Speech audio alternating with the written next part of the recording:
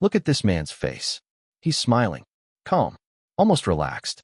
But in 2 days, this same man is going to be strapped into a rocket, launched off the surface of the Earth, and sent hurtling toward a space station traveling at 28,000 kilometers per hour.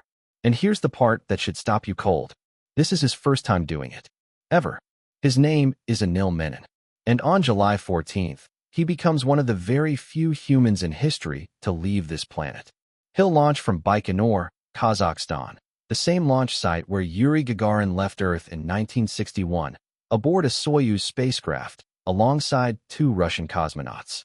3 hours later, if everything goes right, he'll dock with the International Space Station, a laboratory the size of a football field, orbiting 400 kilometers above your head, right now, as you watch this.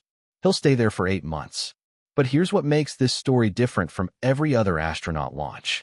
Anil Menon isn't just an engineer who trained for years to sit in a spacecraft. He's an emergency room physician, a former U.S. Space Force colonel, a man who once treated wounded soldiers on the front lines in Afghanistan, and then went on to work with mountaineers on Mount Everest, saving lives at altitudes where the human body starts to fail. Before NASA ever selected him, he was already the person people called when things went wrong at 8,000 meters. Now think about that for a second.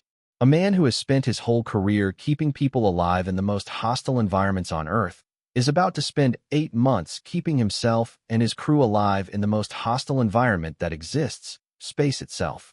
And there's one more detail that makes this even more remarkable.